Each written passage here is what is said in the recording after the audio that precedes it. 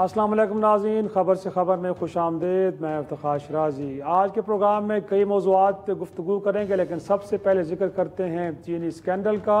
नाज़रीन, मौजूदा दौर हुकूमत में चीनी का बड़ा स्कैंडल सामने आया है, जिसके मुताबिक शुगर मिल्स मालिकान ने मुबैना तौर पर आवाम से 300 अरब रुपए का नाजायज़ मुनाफा कमाया है।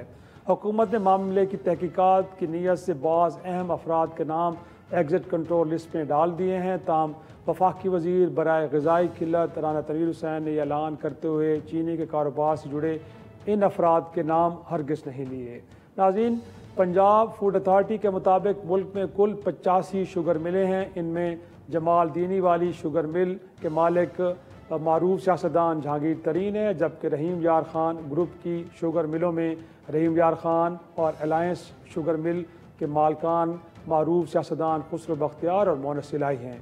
इसी तरह अशरफ शुगर मिल के मालिक साबिक चेयरमैन PCB और आसिफ सरदारी साहब के करीबी साथी ज़का अशरफ साहब हैं, जबकि मौजूदा वज़ीर-ए-आज़म शहबाज शरीफ के ख़ानदान की मलकियत में 2 शुगर मिलें हैं।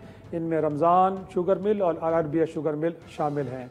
हसीब वकास ग्रुप के तहत कायम 3 मिलें हसीब वकास, यूसुफ और अब्दुल्ला शुगर मिल्स वज़ीर-ए-आज़म के कज़न मियाँ इलियास मेराज की हैं। राजनपुर में इंडस शुगर मिल के मालिक साबिक सूबाई वज़ीर ख़जाना सरदार हुसैन दैशक साहब हैं। इसी तरह तांदरे वाला शुगर मिल साबिक वफाकी वज़ीर हिमायत अख्तर और उनके भाई मौजूदा हुकूमत में शामिल वफाकी वज़ीर हारून अख्तर की मलकियत हैं। सिंध में 9 शुगर मिलें, इनमें Ansari sugar mill, Badwani sugar mill, चंबर शुगर मिल, खोस की शुगर मिल, लाड़ नोडेरो, दादू न्यू ठट्ठा और टंडू अलजार शुगर मिलें भी कहा जाता है कि एक बासर सियासी शख्सियत के करीबी साथी की हैं। इसी तरह मिर्ज़ा शुगर मिल के बारे में बताया जाता है कि साबिक वज़ीर दाखिला सिंध और साबिक स्पीकर कौमी असम्बली फहमीदा मिर्ज़ा के शौहर जुल्फ़कार मिर्ज़ा की मलकियत हैं। इसी तरह खैबर पख्तूनख्वा में प्रीमियर शुगर मिल और चश्मा शुगर मिल के मालिक साबिक सदर जनरल परवेज़ मुशर्रफ की काबीना में शामिल उस वक्त के रुकन काबीना अब्बास सरफराज की मलकियत हैं, जबकि हुमायूं और हारून अख्तर फैमिली की तांदरे वाले शुगर मिल का 1 यूनिट डेरा इसमाइल खान में भी है। इन तफसीलात से नाज़रीन अंदाज़ा होता है कि ज़्यादातर शुगर मिल्स मालकान सियासतदान हैं और जो मुबैना तौर पर हुकूमती पॉलिसियों पर असरअंदाज भी होते हैं। यही वजह है कि मौजूदा हुकूमत ने गुज़श्ता साल 7.5 लाख टन चीनी बरामद करने की मंजूरी दी और इस खदशे को नज़रअंदाज किया गया कि इससे चीनी की कीमत बढ़ सकती है, और जब कीमत में मुसलसल इजाफा होने लगा तो इतनी ही मिकदार में चीनी बरामद करने का फ़ैसला किया गया। लेकिन इस दौरान चीनी की कीमत नाज़रीन 143 रुपये से बढ़कर अब तकरीबन 200 रुपये तक जा पहुँची है फ़ी किलो। और इस दौरान ऑडिटर जनरल ऑफ पाकिस्तान की पब्लिक अकाउंट्स कमेटी में पेश की रिपोर्ट के मुताबिक शुगर मिल्स मालकान ने अवाम की जेबों से 300 अरब रुपए इजाफी निकाल लिए हैं। माजी में नाज़रीन तहरीक इंसाफ के दौर में भी ऐसा ही एक चीनी तनाज़ा पैदा हुआ था और उस दौरान का भी उस वक्त वफाकी तहकीकाती इदारे FIA से तहकीकात कराई गई, जिसमें मुल्क में चीनी की किल्लत और कीमतों में मसनूई इजाफे का ज़िम्मेदार उस वक्त के शुगर मिल मालकान को करार दिया गया। लेकिन शूमिय किस्मत किसी शुगर मिल मालिक के ख़िलाफ़ किसी किस्म की कोई कार्रवाई न हुई। लेकिन इस बार क्या मुस्लिम लीग नून की हुकूमत चीनी स्कैंडल की तहकीकात करके अवाम की जेबों पर डाका डालने वालों के ख़िलाफ़ कार्रवाई करेगी कि नहीं? यकीनी तौर पर हर पाकिस्तानी के जहन में यही सवाल है जिसके इंतज़ार किया जा रहा है। नाज़रीन, ये भी हम डिस्कस करेंगे कि क्या ये बहरान जिसको गोया के टेकअप तो कर लिया गया है, क्या अब इसको लॉजिकल एंड तक पहुँचाया जाएगा और मुस्तकबिल में बार बार इस तरह की कोई स्कैंडल सामने ना आए उसका रास्ता भी रोका जाएगा कि नहीं जाएगा? और साथ में इस वक्त मुल्क के अंदर सियासी सूरत हाल है वो कोई भी ज़्यादा बेहतर नज़र नहीं आ रही, उसके अंदर इतलातन क्यों, इसको कैसे ख़त्म करना है? हमारे साथ शरीक गुफ्तगू होंगे, हमें मुस्लिम लीग नून से ज्वाइन करेंगे निहाल हाशमी साहब, उनके साथ मौजूद होंगे तहरीक इंसाफ से फैसल चौधरी साहब और कोशिश करेंगे कि JFA से कामरान मुर्तज़ा साहब को भी हम अपने प्रोग्राम में शामिल करें। तो गुफ्तगू का आगाज़ सबसे पहले करते हैं फैसल चौधरी साहब। सर, पहले तो इनफैक्ट है तो ये मौजूदा हुकूमत के सामने मामला, लेकिन माजी में हमने देखा कि तहरीक इंसाफ के सामने भी इसी नौयत का एक मामला आया था चीनी स्कैंडल का। जिसमें उस वक्त के इमरान खान के करीबी साथी जहांगीर तरीन साहब भी मुलव्वस पाए गए थे। बट सर कार्रवाई कोई नहीं होती, कोई एक्शन नहीं लिया जाता। इस वक्त भी देखा गया कि हुकूमत वक्त ने कुछ लोगों के नाम ECL में तो डाल दिए हैं, लेकिन उसके बाद क्या क्या होता है, क्या माजी की रिपीट टेलीकास्ट हमें देखने को मिलती है कि चलो तहकीकात हो गई, जिम्मेदारों का तयन हो गया, रिपोर्ट सामने नहीं आएगी और ना ही किसी के खिलाफ एक्शन होगा। क्या देख रहे हैं इस वक्त आप?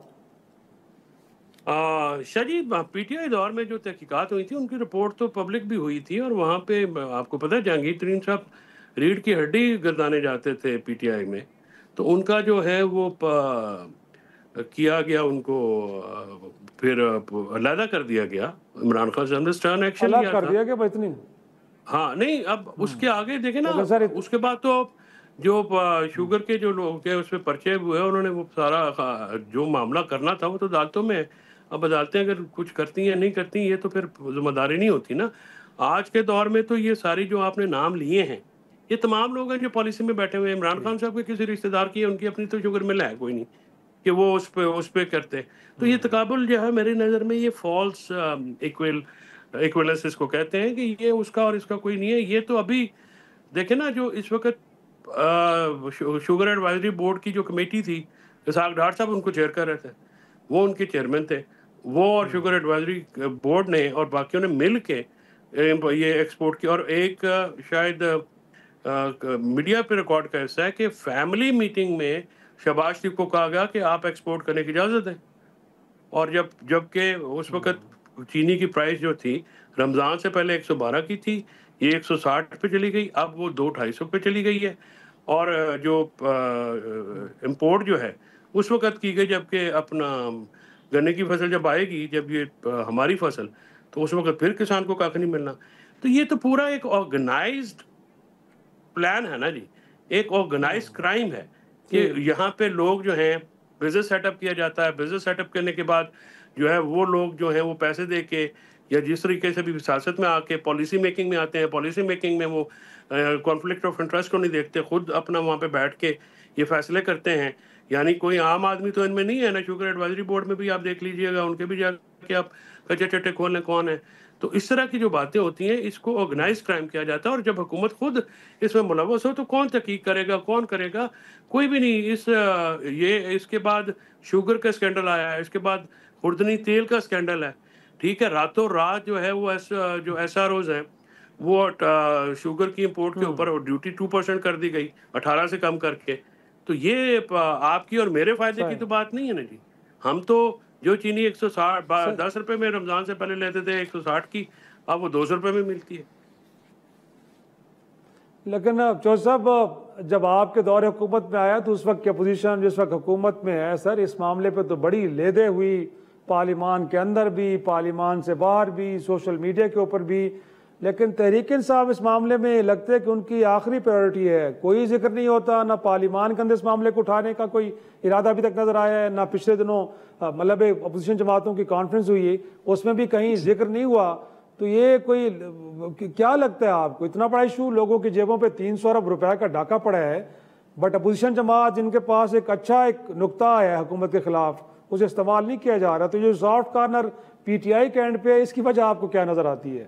सॉफ्ट कॉर्नर नहीं है, नाअहल है।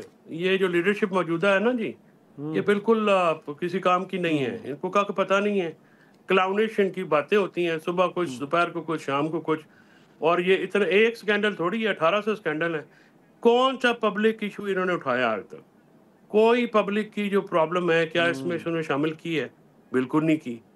तो ये जो सारे मामलात ये कर रहे हैं जिस तरीके से, या अपोजिशन जो है, ये तो हुकूमत जो है ये खुशकिस्मत है, बदकिस्मत तो खैर अवाम और मुल्क है जिसके ऊपर ये मसलत है।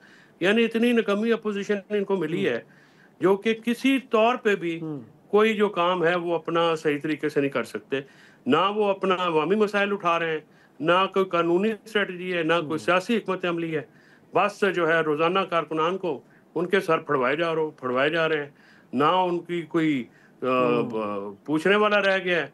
मतलब कल सेक्रेटरी जनरल जो है वो उसको जिम्मेदारी दी गई कि तो उन्हें एहतजाज कराना है, वो कहते हैं जी वो तरीके तहफ़्फ़ुज़ आईन पाकिस्तान वाले करेंगे। भाई वो क्यों करेंगे?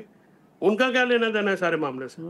आप तहरीक आपकी खान साहब की कॉल PTI की तहरीक जो है वो महमूद खान चकजई चलाए, जो कि खुद एक आधी सीट के भी मालिक पूरी तरह से नहीं है। ठीक है, बुजुर्ग सियासतदान है, इसमें कोई उनका एक मुकाम है, उनका एहतराम है, लेकिन ये कहना कि जी वो तहरीक चलाएंगे, पीटीआई की जगह पे कोई और तहरीक चलाए और इनाम जो है ये पीटीआई की क़यादत ले, इस तरह से तो नहीं होता ना सर। सियासी मामलात है, सियासी अंदाज से होनी है, सियासी तरीके से होने हैं। तो ये अपोजिशन जो है ये हुकूमत ब्लेस्ड है जी इस मामले में। इतनी नालायक लोग तो दुआ करके भी नहीं मिलते। निहाल हाशमी साहब हैं, वो भी आपकी बात से कितने मुत्तफिक है और कितने मुतमईन इस बात के बड़े नालायक लोग उनके हिस्से में बतौर अपोजिशन जमात। निहाल हाशमी साहब, वेलकम टू शो सर। अगरचे जिस तरह कह रहे हैं फैसल साहब के इनफैक्ट नालायक अपोजिशन है, उन्होंने इस मामले को उठाना नहीं, लेकिन फिर भी सर अवाम के जिनके बारे में आप कहते हैं कि बड़ी बड़ी मुश्किल में ज़िंदगी गुजार रहे हैं, उनके ऊपर पहले टैक्सों के बोझ, खत गुर्बत से 11 करोड़ से ज़्यादा लोग ज़िंदगी नीचे गुजार रहे हैं सर। अब उनके पे 300 अरब रुपए का डाका पड़ा है चीनी मामले को लेके, चीनी के बहरान को लेके। तो सर अब इसकी तहकीकात भी होंगी। राना तनवीर साहब कल परसों आए थे मीडिया के सामने, कुछ लोगों के नाम ECL पे तो डाल दिए गए हैं। यहाँ तक भी नहीं उन्होंने मुनासिब समझा कि कम अज़ कम बता तो दें कि किन लोगों पे उनको शक है कि जिनके नाम ECL में डाले गए हैं। तो क्या उम्मीद रखें सर? वो तो कह रहे हैं कि हमारे दौर में, तहरीक इंसाफ के दौर में तहकीकात भी हुई और इमरान खान के करीबी साथियों को पार्टी से बाहर निकाल फेंका गया, काबीना से बाहर कर दिया गया। बिस्मिल्लाहिर्रहमानिर्रहीम। शराजी साहब वो ठीक कह रहे हैं। ये शुरू हुआ इमरान खान के दौर से और इस्टेब्लिश भी हुआ उन्हीं के दौर में। जब उनके दौर में चोरी पकड़ी गई तो अपने चोरों को, अपने साथियों को बचाने के लिए उन्होंने निकाला। तो ये उनकी अपनी एडमिशन है, वो भी वकील है, मैं भी वकील हूँ, तो ये एडमिट है। फैसल साहब ये ठीक कह रहे हैं। चोर को ही सजा दी जाती है ना, तो जब उसने चोरी की तो उसके सजा के तौर पे उसको निकाल दिया गया। हमने तो कोई चोरी नहीं की है, ना हम एडमिट कर रहे हैं, ना हमने की है, ना हमारे कोई पार्टी का मेंबर है। और पीएम शहबाज शरीफ साहब ने इसके लिए एक हाई लेवल कमेटी तश्कील दे दी है, जिसमें राना तनवीर साहब भी हैं, शुगर कमीशन के भी लोग हैं, दीगर जिम्मेदारान भी है। और मैं आपको ये बात बताता हूँ कि हमारी पार्टी या हमारे गवर्नमेंट का कोई उसमें शामिल नहीं। जिस तरह से खास साहब के लोग शामिल, हमारा कोई शामिल नहीं। हम अब इसमें देखेंगे जो शुगर माफिया, ना हम मिले उनसे, ना हम मिलेंगे, ना हमने ऐसी कोई हरकत की है। ये जो एक रीड डाली थी, ये खास साहब ने डाली थी कि पाकिस्तान से शुगर और गंदम एक्सपोर्ट भी करवाते थे और स्मगल भी करवाते थे, और जब मुल्क में उसकी ज़खायर कम हो जाते थे फिर दोबारा वो इंपोर्ट भी करते थे ताकि डबल उनको इससे आमदन हो सके। और जब आप जैसे बड़े जहां दीदा किस्म के मीडिया पर्सन्स ने और मीडिया हाउसेस ने और मीडिया टीम ने, आप भी उनमें से एक शामिल है, जिन्होंने इसको हाईलाइट किया, तो फिर उन्हें इस्टेब्लिश किया आपने कि हाँ इन्होंने करप्शन की है। जब करप्शन की पकड़ी गई तो उन्होंने अपने लोगों को निकाला। हमने ना कुछ किया है। हम तो ये तहकीकात कर रहे हैं कि ये शुगर कमीशन से लेके जो जिम्मेदारान है, जो मार्केट है, जो प्राइस कंट्रोल है, जो फ्लो मिल्स है, कहाँ पे कोई लीकेज हुई है और उसको हम ठीक करना चाहते हैं। और इतना तो राना तनवीर साहब भी मान रहे हैं कि शुगर माफिया के जिम्मेदार है। फिर एक हाईएस्ट सर ऑफिस है ऑडिटर जनरल पाकिस्तान का, पब्लिक अकाउंट्स कमेटी में आके वो इस बात की एडमिशन कर रहे हैं कि सर बिल्कुल डाका पड़ा है 300 अरब रुपए का। तो कहीं ना कहीं सरकारी जराये से इस बात को स्टैब्लिश किया जा रहा है कि सर ये कोई मामला गड़बड़ है, ऐसा नहीं है कि चीज़ों को इतना सिंप्लीफाई वे में देखा जाए।